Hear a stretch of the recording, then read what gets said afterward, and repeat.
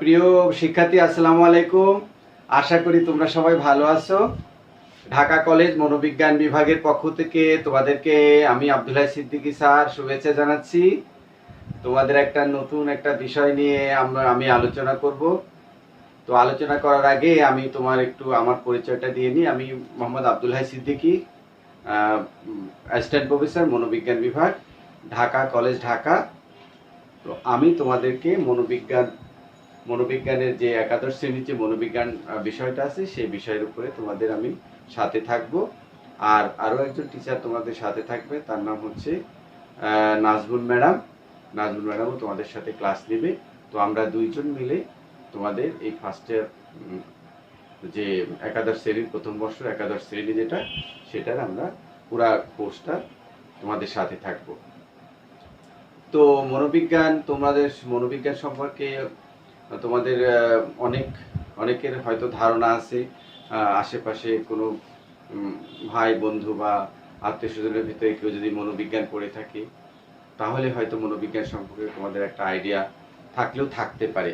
কিন্তু অধিকাংশ শিক্ষার্থীর কিন্তু ইন্টারমিডিয়েট লেভেলে মনোবিজ্ঞান সম্পর্কে মানে স্বচ্ছ কোনো ধারণা থাকে না।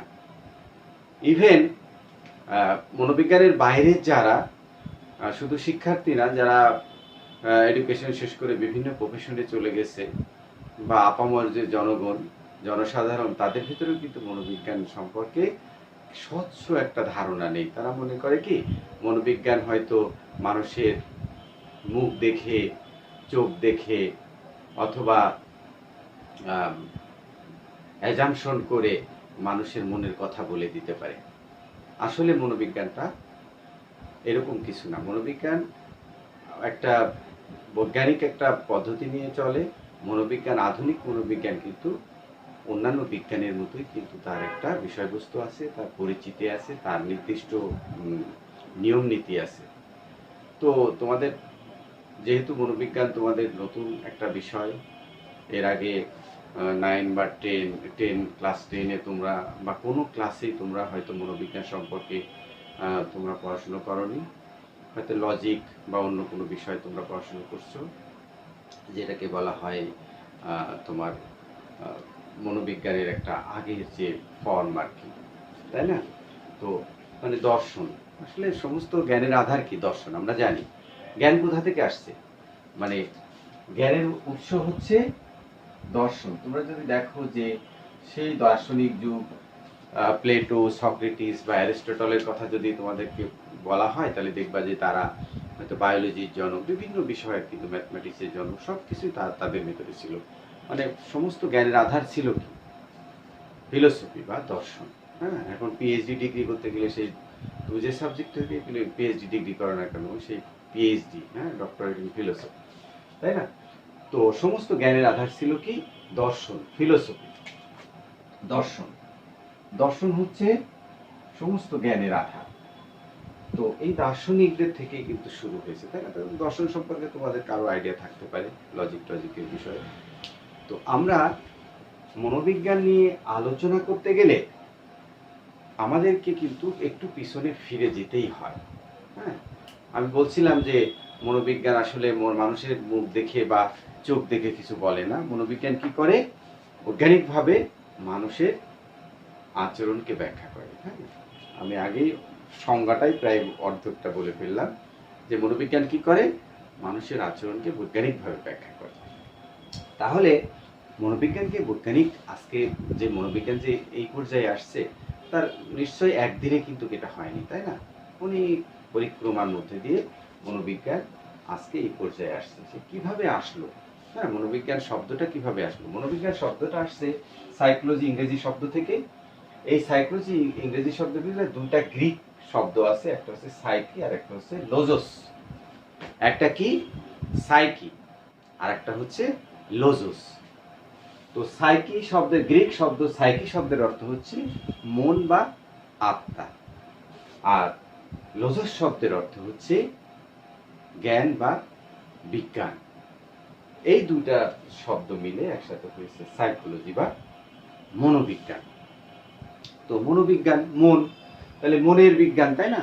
ন্যাচারালি তাই আসে। হ্যাঁ, একসময় মনের বিজ্ঞান ছিল, আত্মার বিজ্ঞান ছিল। প্লেটোর কথা যদি বলি, প্লেটো বলছে মনোবিজ্ঞান আত্মার বিজ্ঞান। তো আস্তে আস্তে কিন্তু এগুলো পরিবর্তন হয়েছে। কখন পরিবর্তন? বিশেষ করে ঊনবিংশ শতাব্দীর আগ পর্যন্ত মনোবিজ্ঞানকে কিন্তু মনের বিজ্ঞান হিসেবেই আখ্যায়িত করা হয়েছে এবং সেভাবেই ব্যাখ্যা বিশ্লেষণ করা হয়েছে। তার বাইরে কিন্তু আমরা দেখতে পাইনি। তো এই দুইটা শব্দ থেকে সাইকি এবং লোজস, আমার কথা হয়তো একটু দ্রুত হয়ে যাচ্ছে, তোমরা নতুন শ্রেণীর, তো আমি একটু ধীরে ধীরে বলার চেষ্টা করব। যে সাইকি আর লোজস, তাই না, এই দুইটা শব্দ থেকে আমরা কি পেলাম? সাইকোলজি। সাইকোলজি সাইকোলজি স্পেলিং বা বানানটা কিন্তু অনেক কঠিন, তোমরা যারা জানো যে PSYCHOLOGY, TSYCHOLOGY, সাইকোলজি। তাহলে সাইকি এবং লোজস এই দুইটা শব্দ থেকে কি আসছে? সাইকোলজি শব্দটা আসছে বা মনোবিজ্ঞান শব্দটা আসছে। তাহলে আমরা মনোবিজ্ঞানের কিন্তু ভিতরে ঢুকতেছি আস্তে আস্তে, তাই না? মনোবিজ্ঞান সম্পর্কে আমাদের প্রথমে একটা কি করতে হবে? একটা আইডিয়া তৈরি করতে হবে আসলে মনোবিজ্ঞান কি। হ্যাঁ, মনোবিজ্ঞান নিয়ে তোমরা যদি এরকম চিন্তা করো যে মনোবিজ্ঞান মনে হয় অনেক অনেক কমপ্লিকেটেড কিছু একটা হবে, বা মনোবিজ্ঞান আমরা হয়তো বুঝতেই পারবো না, বা মনোবিজ্ঞান আমাদেরকে মনোবিজ্ঞানী হয়ে গেলে আমি হয়তো উদ্ভ্রান্ত হয়ে যাব, তাই না? এরকম অনেক ধরনের ধারণা আছে না? তো এইগুলো কিন্তু কিছুই না, মনোবিজ্ঞান কিন্তু এরকম কিছু না। মনোবিজ্ঞান একটা বৈজ্ঞানিক একটা পদ্ধতির বিষয়। মনোবিজ্ঞানের ভিতরে কিন্তু ওরকম রহস্যময় কিছু নাই। তোমরা যেটা চিন্তা করো যে রহস্যময় কিছু আছে, অশরীরী কিছু আছে বা সামথিং যেগুলা অতি ইন্দ্রিয়, তাই না, সেগুলো হয়তো নিয়ে কাজ করে। নো, এরকম কিছু না। বৈজ্ঞানিকভাবে আমরা যা ব্যাখ্যা করব, বৈজ্ঞানিকভাবে ব্যাখ্যা করব। হ্যাঁ, যেখানে আমাদের আমাদের নিজস্ব ব্যাপার থাকবে, হ্যাঁ, আমাদের সমাজ থাকবে, মানুষ থাকবে এবং বৈজ্ঞানিক বিভিন্ন পদ্ধতি থাকবে। এগুলো সমন্বয়ে কিন্তু আমরা আমাদের ক্রিয়াকলাপকে আমরা ব্যাখ্যা করব, বৈজ্ঞানিকভাবে ব্যাখ্যা করব। তাহলে সাইকি এবং লোজস, এই যে দুটো শব্দের কথা বললাম, তোমরা মনে রাখবা। তাহলে সাইকি এবং লোজস এই দুটো শব্দ থেকে মনোবিজ্ঞান শব্দটা এসেছে। তো মনোবিজ্ঞান কি? মনোবিজ্ঞানের আধুনিক সংজ্ঞা হচ্ছে, মনোবিজ্ঞান হচ্ছে আচরণ ও মানসিক প্রক্রিয়ার বিজ্ঞানসম্মত পর্যালোচনা। কি মনোবিজ্ঞান? আচরণ ও মানসিক প্রক্রিয়ার বিজ্ঞানসম্মত পর্যালোচনা। মনোবিজ্ঞান কি? তাহলে আচরণ ও মানসিক প্রক্রিয়ার বিজ্ঞানসম্মত পর্যালোচনা। আমরা ইংরেজিতে কি বলবো? Psychology is the scientific study of behaviour and mental process. Behaviour and mental process, মানসিক প্রক্রিয়া। মেন্টাল প্রসেস কি? মানসিক প্রক্রিয়া। আর বিহেভিয়ার হচ্ছে আচরণ। হ্যাঁ, এটা হচ্ছে আধুনিক সংজ্ঞা। তাহলে আমরা কি একবারে গাছের মাথায় উঠে যেতে পারবো না? আসলে এই যে আচরণ এবং মানসিক প্রক্রিয়ার বিজ্ঞানে, আসলে এর আগে আমি বলছিলাম যে সেই আমরা যদি দার্শনিকদের যুগে চলে যাই, হ্যাঁ, যে প্লেটো, অ্যারিস্টটল বা সক্রেটিস, তাই না? তা প্লেটো বলছে আত্মার বিজ্ঞান। মনোবিজ্ঞান কিসের বিজ্ঞান? আত্মার বিজ্ঞান, তাই না? তখন কিন্তু মনোবিজ্ঞান এত মানে স্পেসিফিক্যালি বা এত রিগরাসলি কিন্তু তখন, বা এত ওয়াইডলি, মানে তার ব্যাপ্তি এত বেশি ছিল না। মনোবিজ্ঞানের ব্যাপ্তি কি ছিল? খুব সামান্য, মানে দর্শনের ভিতরেই ছিল। দর্শনের কিন্তু সর্বশেষ সন্তান হচ্ছে মনোবিজ্ঞান। মনোবিজ্ঞান কিন্তু দর্শন থেকে আলাদা হয়েছে। তোমরা আমাদের বাংলাদেশের ইতিহাস দেখবা যে বাংলাদেশের মনোবিজ্ঞান কিন্তু এই ফিলোসফি থেকে আলাদা হয়ে মনোবিজ্ঞান আছে। আমরা যখন ইউনিভার্সিটিতে পড়াশোনা করছি, তো আমাদের সিনিয়র যে টিচাররা ছিলেন, বিশেষ করে রাইটার দেখবা, হামিদ আক্তার বেগম, অনেক রাইটার আছে, প্রফেসর, ওনারা কিন্তু দর্শনের ছাত্রছাত্রী ছিলেন। দর্শন থেকে পড়াশোনা করে সে কি হয়েছে? মনোবিজ্ঞানী, তাই না? মনোবিজ্ঞানকে স্টাডি করে পরে মনোবিজ্ঞানী হয়েছে। যাই হোক, বাংলাদেশে কিন্তু মনোবিজ্ঞানের ইতিহাসও বেশি পুরানো না, তবে এটা অনেক গুরুত্বপূর্ণ একটা সাবজেক্ট। হ্যাঁ, আমরা আস্তে আস্তে জানতে পারবো যে কেন গুরুত্বপূর্ণ এটা। হ্যাঁ, গুরুত্বপূর্ণ সাবজেক্ট এই কারণে হয়েছে যে অনেক অ্যাপ্লাইড দিক, হ্যাঁ, অনেক কাজে এটা আমাদের লাগবে। আমাদের বাস্তব জীবনে প্রচুর অ্যাপ্লিকেশন রয়েছে মনোবিজ্ঞান। হ্যাঁ, একজন অসুস্থ হয়ে গেল, মেন্টালি সিক হয়ে গেল, তাই না? আমরা দেখি, আমরা হতাশ হয়ে যাই, তাই না? এই হতাশা থেকে কিভাবে বের হয়ে আসা যায়, বা একজন ডিপ্রেশনে ভুগতেছে, কঠিন ডিপ্রেশন, হ্যাঁ, বা ড্রাগ অ্যাডিকশন, তাই না, মাদকাসক্তি, এগুলো কিন্তু একদম কমন আমাদের সমাজকে কিন্তু আস্তে আস্তে নিচের দিকে নিয়ে যাচ্ছে। তো এইখান থেকে বের করে আনার জন্য, সমাজের এইসব সমস্যা থেকে বের করে আনার জন্য মনোবিজ্ঞানী কিন্তু অনেক অ্যাপ্লাইড দিক বা প্রায়োগিক দিক রয়েছে। হ্যাঁ, সেই দিকগুলো কিন্তু মনোবিজ্ঞানের আজকে খুব মানে ভীষণভাবে ব্যবহৃত হচ্ছে। বিশেষ করে উন্নত বিশ্বে মনোবিজ্ঞান ছাড়া কিন্তু চিন্তাই করা যায় না। মনোবিজ্ঞান এত বেশি গুরুত্বপূর্ণ যে তুমি যে কোনো কাজে, যে কোনো ব্যাপারেই কিন্তু মনোবিজ্ঞান আগে। মনোবিজ্ঞান, তুমি ফিট কোনো একটা চাকরিতে যাবে, চাকরিতে তুমি তোমার ফিটনেস আছে কিনা, হ্যাঁ, তুমি মেন্টালি কি সাউন্ড আছো কিনা, হ্যাঁ, তোমার যে মেধা, সে মেধার ওই বিষয় রিলেটেড কিনা, তাই না? এইসব কিন্তু আইডেন্টিফাই করার জন্য মনোবিজ্ঞানের প্রয়োজন হয়।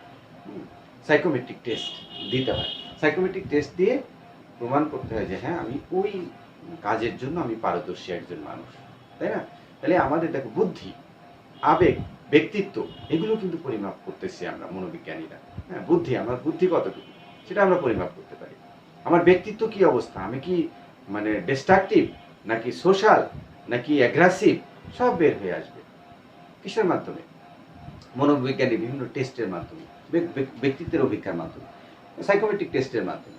তাহলে এর অনেক প্রায়োগিক দিক রয়েছে, তাই না? মনোবিজ্ঞান কিন্তু একটা অনেক বড় একটা অ্যাসেট নিয়ে এখন সমাজে বা আমাদের বিভিন্ন ক্ষেত্রে খুব গুরুত্বপূর্ণ ভূমিকা পালন করে চলছে। সুতরাং তোমরা মনোবিজ্ঞানে যদি আগ্রহী হও, তাহলে কিন্তু তোমাদের এখানে অনেক কাজ করার সুযোগ রয়েছে, যারা ইচ্ছুক আর কি। তাহলে আমরা দেখতেছি যে মনোবিজ্ঞান, আধুনিক মনোবিজ্ঞানের সংজ্ঞা দেখতেছি আমরা আচরণ এবং মানসিক প্রক্রিয়া বিজ্ঞান, তাই না? তো এই যে আচরণ মানসিক প্রক্রিয়ার বিজ্ঞান হলো, বিজ্ঞান, মনোবিজ্ঞান কোথা থেকে আসলো? তাহলে আমি একটু ইতিহাস বলে নিচ্ছি। আমি এরপরে তোমাদের ইতিহাস পড়াবো খুব মানে ডিটেলস। তো সংক্ষিপ্ত পরিচিতি করতে গেলে তো আজকে মনোবিজ্ঞান কি, মনোবিজ্ঞান পরিচিতি, তাই না? পরিচিতির ক্লাসে মনোবিজ্ঞান কিভাবে আসলো, মনোবিজ্ঞান কি আসলে, সেটাই বেশি আমি ফোকাস করতে চাচ্ছি বা পিন পয়েন্ট করতে চাচ্ছি। মনোবিজ্ঞান হচ্ছে আচরণ ও মানসিক প্রক্রিয়া বিজ্ঞান, তাই তো বললাম। তো এই যে আচরণ বা মানসিক প্রক্রিয়া যে বিজ্ঞানটা হলো, কিভাবে হলো? কি একদিনই হয়ে গেছে? না, এর অনেক ইতিহাস আছে। মনোবিজ্ঞান কোথায় ছিল? দর্শনের ভিতরে ছিল। দার্শনিকরা নিয়ে এটা নিয়ে কথাবার্তা বা আলোচনা করতেন। বিশেষ করে ব্রিটিশ অভিজ্ঞতাবাদী দার্শনিকদের কথা না বললেই নয়। সেই থমাস হবস বা John Locke, George Berkeley, David Hume বা ডেভিড হার্টলে, হ্যাঁ, তারপরে চার্লস ডারউইনের কথা আমরা বলতে পারি, চার্লস ডারউইন, তাই না? তো এনারা কিন্তু মনোবিজ্ঞানী অনেক কাজ করেছেন। তো ওই যে হবস বা লক, জন লকের কথা, জন লক তো মানে একজন দিকপাল কিসের উপরে? অভিজ্ঞতাবাদ। যে উনি বলছেন যে all knowledge comes from experience, তাই না?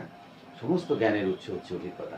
তো যাই হোক, ওনাদের হাত ধরে কিন্তু মনোবিজ্ঞান নিয়ে যখন আলোচনা শুরু হলো, তখন মনোবিজ্ঞানের একটা টার্নিং পয়েন্ট আসলো। জার্মান মনোবিজ্ঞানী উইলহেম উন্ড, কে? জার্মান মনোবিজ্ঞানী উইলহেম উন্ড, উনি বললেন যে মনোবিজ্ঞান হবে চেতনার বিজ্ঞান। মনোবিজ্ঞান কিসের বিজ্ঞান? এতদিন কিসের বিজ্ঞান ছিল? মনের বিজ্ঞান ছিল বা আত্মার বিজ্ঞান ছিল। উনি বললেন যে মনোবিজ্ঞান হবে চেতনার বিজ্ঞান। উনি আরো একটা কাজ করলেন, এবং মনোবিজ্ঞানের টার্নিং পয়েন্ট। এতক্ষণ কোথায় ছিল মনোবিজ্ঞান? দার্শনিকদের কাছে ছিল। এই দার্শনিকদের কাছ থেকে মনোবিজ্ঞানকে আলাদা করার জন্য এই উইলহেম উন্ড, জার্মান মনোবিজ্ঞানী উইলহেম উন্ড, উনি জার্মান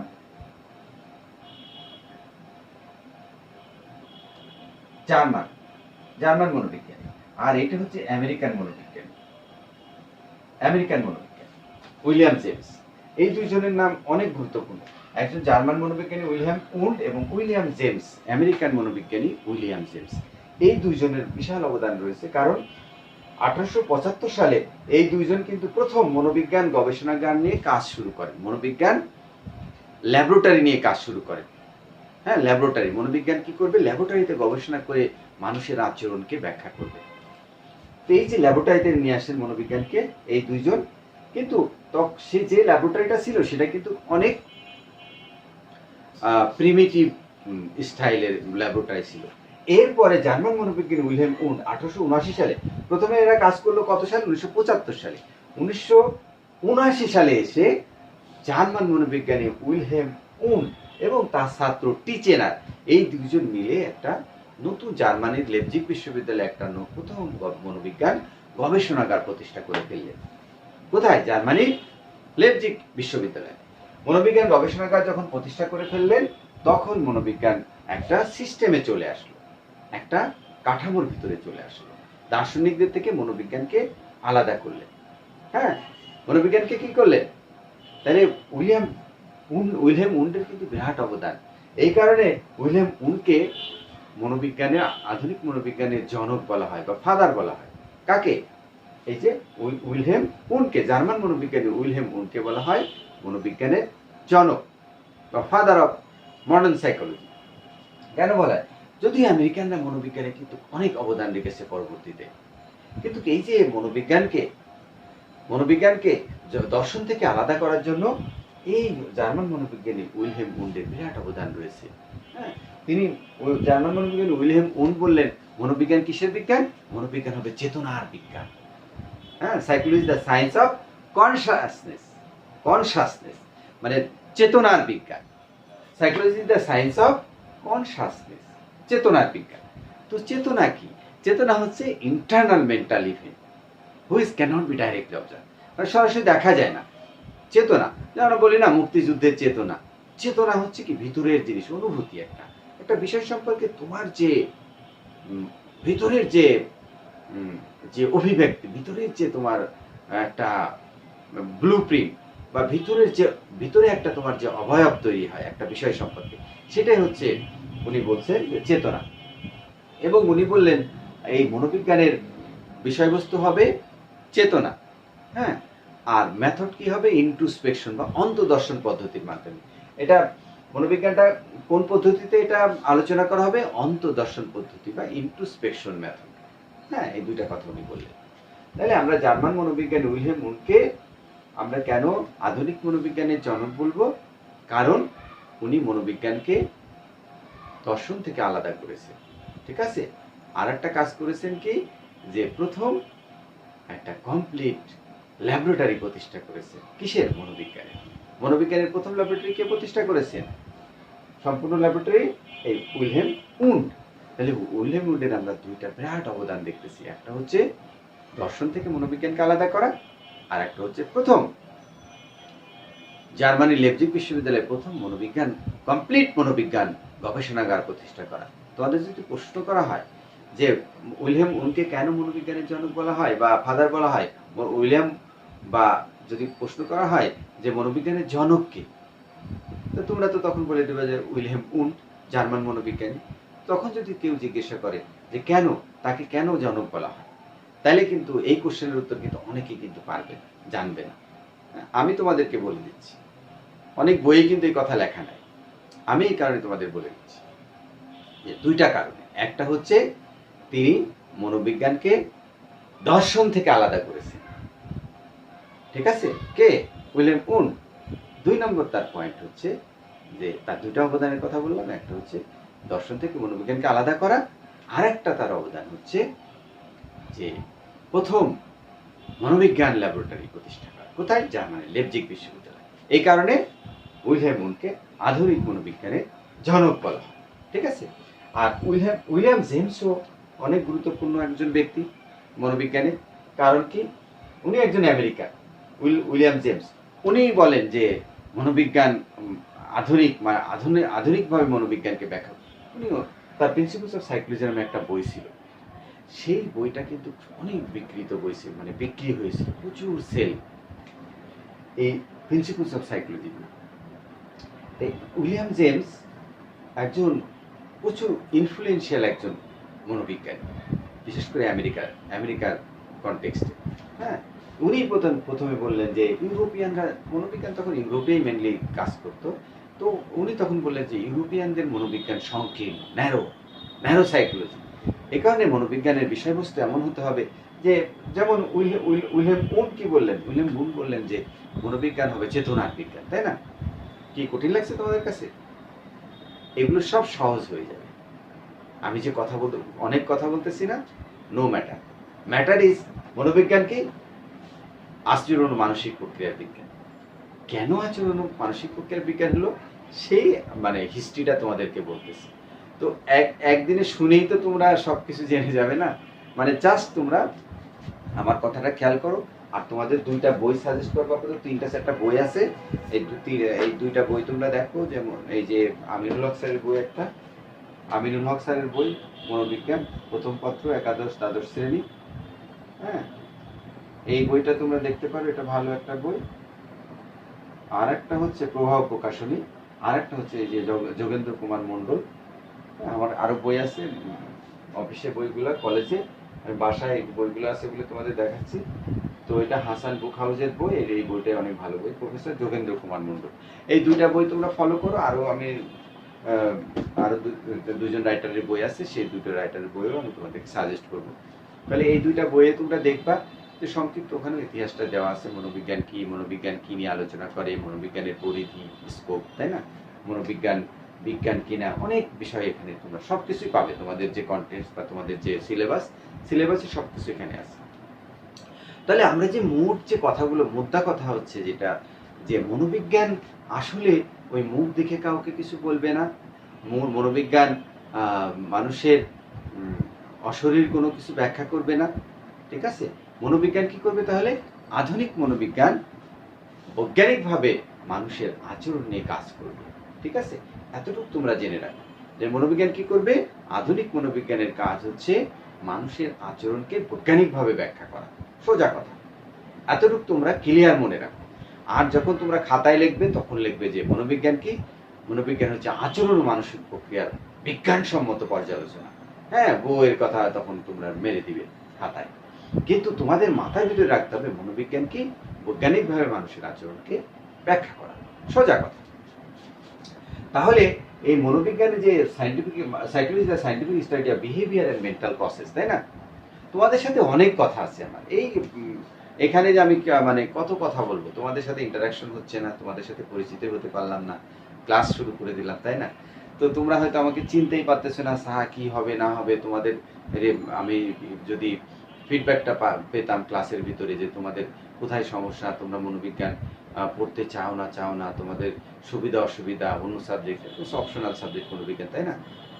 অনেক অপশন, এর সাথে অন্য অপশনাল সাবজেক্ট রয়েছে, সেগুলোতে গেলে কি হবে আর এখানে থাকলে কি হবে, সেই জিনিসগুলো কম্পারিজন তোমাদের সরাসরি আমি এখন তো ভিডিওতে সব কিছু বলাও সম্ভব না, তাই না? আর এগুলো একেবারে অন্যরকম হয়ে যায়।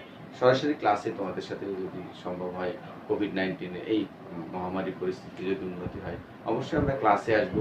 তোমরা সবাই অন্য যারা অন্য গ্রুপের যে বন্ধুরা আছে, সব গ্রুপ একসঙ্গে আসবে, একসঙ্গে বসবে, আমাদের কথা শুনবে, মনোবিজ্ঞানীরা কি বলে, অন্য বিষয়ে টিচাররা কি বলে, হ্যাঁ, সেটা কম্পেয়ার করে যদি মনে চায় যে না, মনোবিজ্ঞান আসলেই আমাদের বাস্তব জীবনে অনেক কাজে লাগবে, তাহলে তোমরা অবশ্যই মনোবিজ্ঞান নিবে। আমি আশা করি তোমরা এখানে থিওরিতে 75 আছে আর প্র্যাকটিক্যালে হচ্ছে 25, এই হচ্ছে 100। তাহলে তোমরা জানো যে আরও 2টা subject, first year second year মিলাই, তাহলে 25 তোমাদের প্র্যাকটিক্যাল, 75 হচ্ছে তোমাদের। এর ভিতরে আবার সৃজনশীল আছে আর হচ্ছে এমসিকিউ আছে, 2টা মিলাই, তাই না? 25 আর 50 এভাবে কিন্তু ভাগ করা আছে। সুতরাং এখানে নাম্বার ওঠানো কিন্তু অনেক মানে ইজি তোমাদের জন্য, কারণ যেহেতু প্র্যাকটিক্যাল 25 আছে, এখানে একটা প্র্যাকটিক্যাল করানো হবে। মানুষের উপরে এসে প্র্যাকটিক্যালটা খুব সহজ একটা প্র্যাকটিক্যাল হয়তো হবে। হ্যাঁ, যে আমরা স্মৃতির উপরে অনেক প্র্যাকটিক্যাল করাই। তাৎক্ষণিক স্মৃতির প্রসারণ নির্ণয় করো।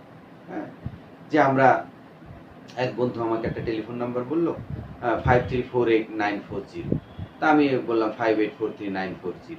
এই যে কথাটা বললাম, এটা হচ্ছে তাৎক্ষণিক স্মৃতি। হ্যাঁ, আমরা কতটুকু একটা মেমোরিতে ধরে রাখতে পারি।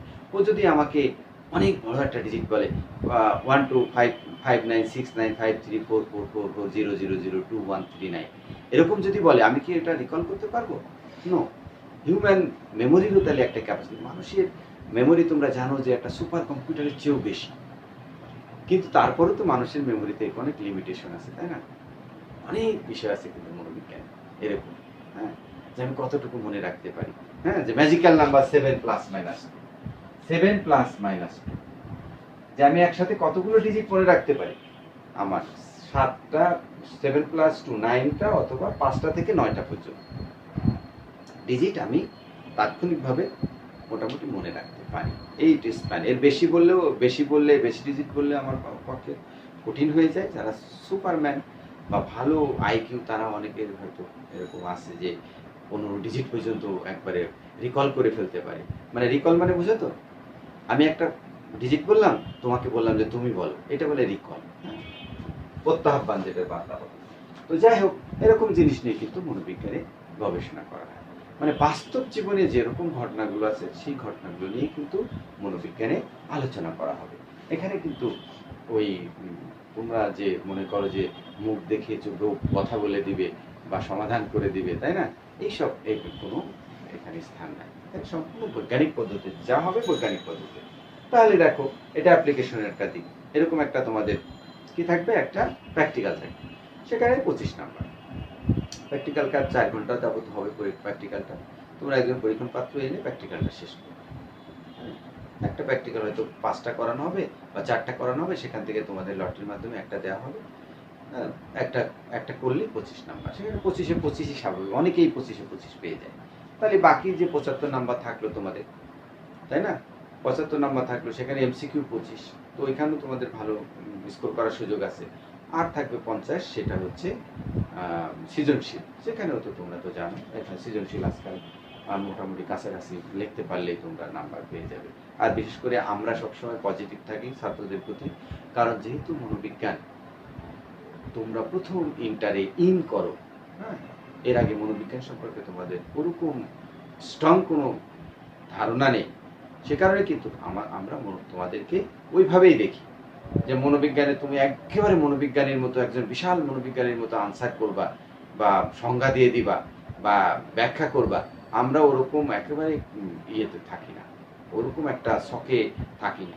আমরা সবসময় দেখি যে হ্যাঁ, ছাত্ররা কাছাকাছি, আমরা যে চিন্তা, মনোবিজ্ঞানের যে চিন্তা, সেই চিন্তা কাছাকাছি কতটুকু আসতে পারছে। যদি কাছাকাছি একটু আসতে পারে, আমরা কিন্তু নাম্বার দিয়ে দিই। ঠিক আছে, এইটা হচ্ছে আমাদের চিন্তা। আমরা আমরা কাউকে মানে এই অযথা আমরা হয়রানি করতে চাই না, যে কাউকে নম্বর ও লিখতেই পারে না, ও পারে না, এটা না। মনোবিজ্ঞানী কি, মনোবিজ্ঞান, একজন মনোবিজ্ঞানী সবসময় পজিটিভ মাইন্ডের, পজিটিভ মোড। সে চিন্তা করে কি কিভাবে তাকে ওই সমস্যা থেকে উঠায় নিয়ে আসা যায়, তাকে কিভাবে ইনফরমেশন দিয়ে দেওয়া যায়, হ্যাঁ, তাকে কিভাবে এনরিচ করা যায়, এটাই আমাদের কাজ। তো যাই হোক, তো আমরা এরকম প্র্যাকটিক্যালের মাধ্যমে এইভাবে কিন্তু তোমাদের, তাহলে আমি নাম্বারের কথা বললাম। তো যাই হোক, আমরা এখন আসি এই যে মনোবিজ্ঞান, যে আধুনিক সংজ্ঞা, মনোবিজ্ঞান হচ্ছে আচরণ ও মানসিক প্রক্রিয়া বিজ্ঞান। এতক্ষণ কি ছিল, মনোবিজ্ঞান ছিল চেতনার বিজ্ঞান। কে বলছেন? উইলহেম উন্ড, জার্মান মনোবিজ্ঞানী। কোথায়? জার্মানির লেপজিগ বিশ্ববিদ্যালয়। উনি বলছেন মনোবিজ্ঞান চেতনার বিজ্ঞান। মনোবিজ্ঞানের বিষয়বস্তু হচ্ছে কনসাসনেস বা চেতনা। আর কোন পদ্ধতিতে সেটা ব্যাখ্যা করা হবে, সেটার নাম ছিল অন্তর্দর্শন পদ্ধতি বা ইন্ট্রোস্পেকশন মেথড। ইন্ট্রোস্পেকশন মেথডে সে কি করবে, মনোবিজ্ঞানকে ব্যাখ্যা করবে। ঠিক আছে, এই ইন্ট্রোস্পেকশন মেথডে এইভাবে মনোবিজ্ঞানকে ব্যাখ্যা করা অনেক কঠিন একটা কাজ ছিল, অনেক ভিতর ইন্টারনাল মেন্টাল ইভেন্ট, বুঝছো? এটা তো ক্যানট বি ডাইরেক্টলি অবজার্ভ, চেতনা, যে কারণে প্রশিক্ষণপ্রাপ্ত মনোবিজ্ঞানী ছাড়া মনোবিজ্ঞান নিয়ে কাজ করতে পারতো না। এই কারণে আমেরিকান মনোবিজ্ঞানী উইলিয়াম জেমস বলল যে না, মনোবিজ্ঞান হবে একটা বিষয়ভিত্তিক, এমন একটা বিষয়ভিত্তিক বিজ্ঞান যেটা সবার কাছে গ্রহণযোগ্য, সবাই ব্যাখ্যা করতে পারে মোটামুটি।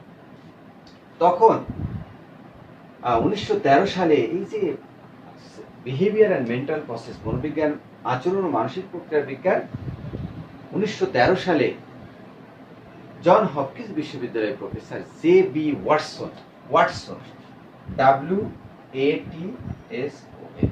জে.বি. জন বোডাস ওয়াটসন, হ্যাঁ, কত সালে? 1913 সালে জন হপকিন্সের প্রফেসর। 1913 সালে উনি বললেন কি, মনোবিজ্ঞান কিসের বিজ্ঞান? আচরণের বিজ্ঞান। পরে আর কি মানসিক প্রক্রিয়াটা ওর সাথে সংযুক্ত হয়ে আধুনিক মনোবিজ্ঞানের আচরণ ও মানসিক প্রক্রিয়া বিজ্ঞান। তো আমরা এই আচরণ ও মানসিক প্রক্রিয়া বিজ্ঞানের এই সংজ্ঞাটা বিশ্লেষণ করলে আমরা কতগুলো জিনিস পাই। কি কি পাই দেখো? আচরণ পাই, মানসিক প্রক্রিয়া পাই, মানুষ ও প্রাণী পাই এবং বিজ্ঞান। হ্যাঁ, আচরণ ও মানসিক প্রক্রিয়ার বিজ্ঞানসম্মত পর্যালোচনা। হ্যাঁ, মানুষের আচরণ মানসিক প্রক্রিয়ার বিজ্ঞান, মানুষ বা প্রাণীর আচরণ ও মানসিক প্রক্রিয়ার বিজ্ঞানসম্মত পর্যালোচনায় হলো কি? মনোবিজ্ঞান। তাহলে আমরা দেখি যে আচরণ মানসিক প্রক্রিয়া মানুষ ও প্রাণী বিজ্ঞানসম্মত, এই এই চারটা জিনিস কি আমাদের কি করতে হবে, ব্যাখ্যা করতে হবে, বুঝছো? এটাই নিয়ে আমরা একটু আলোচনা করি। তাহলে আচরণ কি? আচরণ আমরা যা করি, আমি হাত নাড়ছি না, এটা আচরণ। আমরা যা করি তাই আচরণ। আমি ক্লাস নিচ্ছি, এটা আমার একটা আচরণ, তাই না?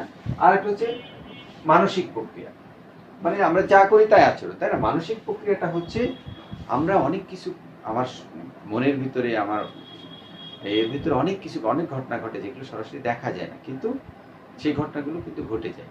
হ্যাঁ, যেমন আমার চিন্তন, থিঙ্কিং, বা আমার মোটিভ, আমার মনোভাব, আমার ভিতরের ইচ্ছা, আকাঙ্ক্ষা, তাই না? এগুলো কি আমার ভিতরের জিনিস, তুমি দেখতে পাচ্ছ না, তাই না? কিন্তু এগুলো তো আছে। এগুলোকে বলা হচ্ছে মানসিক প্রক্রিয়া বা ব্যক্তিত্ব, তাই না? এগুলো আমাদের মানসিক প্রক্রিয়া। আর মানুষও প্রাণী, জানো, মানুষ, আমরা মানুষ, তাই না?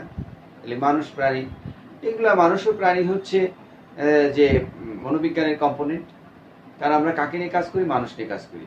আবার প্রাণী নিয়েও কাজ করি, কারণ অনেক আচরণ, অনেক জিনিস আছে মানুষের উপর সবসময় প্রয়োগ করা যায় না, সেগুলো আমরা প্রাণীর উপরে করে থাকি। যেমন কুকুর নিয়ে গবেষণা, বিড়াল নিয়ে গবেষণা, বা ইঁদুরের উপরে গবেষণা, তাই না? করে এগুলোর বিহেভিয়ার দেখে মানুষের বিহেভিয়ারের সাথে এগুলো কম্পেয়ার করে মানুষের আচরণকে ব্যাখ্যা করা হয়। ঠিক আছে?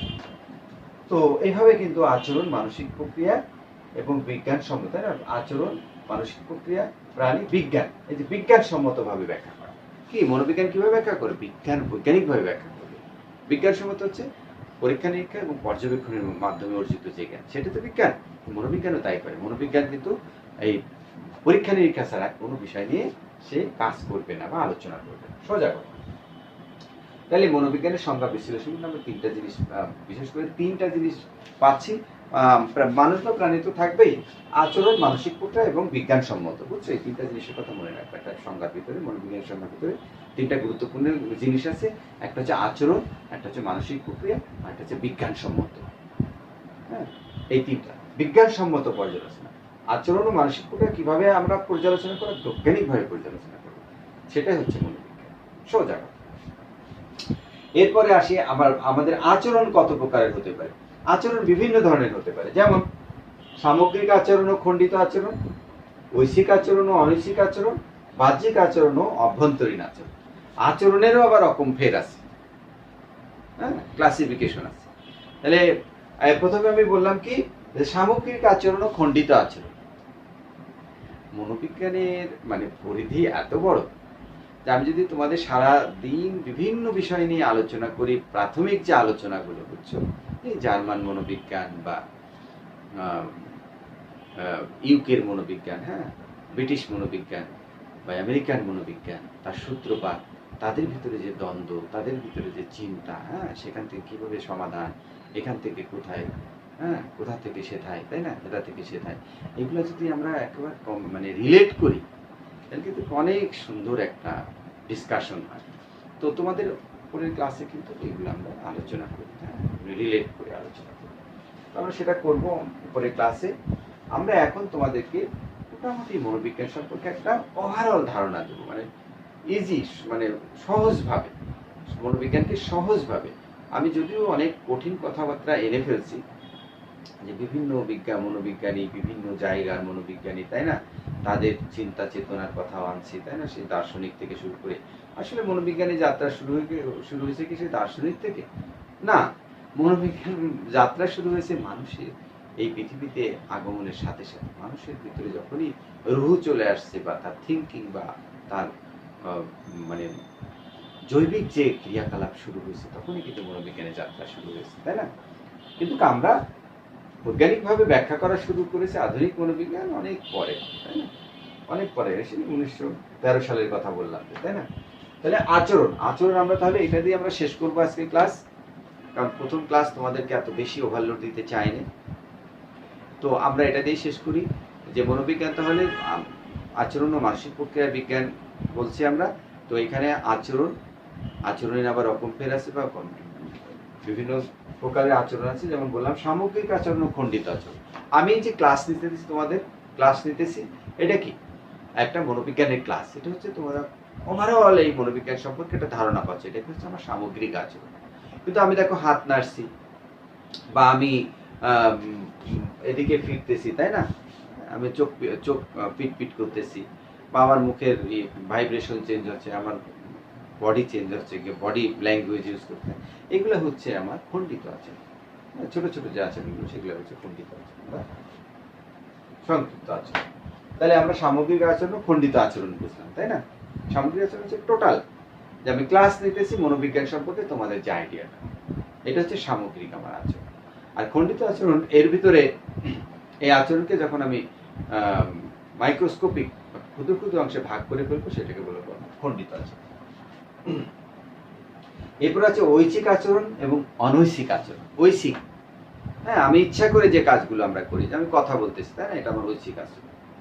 অনৈচ্ছিক আচরণ হচ্ছে আমার ইচ্ছার বিরুদ্ধে অনেক আচরণ আমার ভিতরে হয়ে যাচ্ছে, যেমন হার্ট রেট চলতেছে, আমার শ্বাস প্রশ্বাস চলতেছে, না, হ্যাঁ, অনেক ধরনের আচরণ আছে যেগুলো অনৈচ্ছিক আচরণ।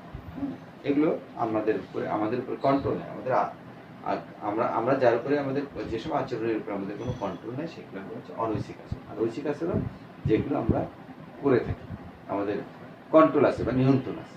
যেমন আমি কথা বলতেছি, তাই না, এটা আমার নিয়ন্ত্রণ আছে। আমি কথা বন্ধ করে যদি দেখছো, তাহলে আমার এটার উপরে, আচরণের উপরে আমার একটা নিয়ন্ত্রণ আছে। এটা হচ্ছে ঐচ্ছিক আচরণ। এবার বাহ্যিক আচরণ, অভ্যন্তরীণ আচরণ, তাই না? বাহ্যিক আচরণ আমি যা করতেছি, হাত নাড়তেছি, এটা বাহ্যিক আচরণ।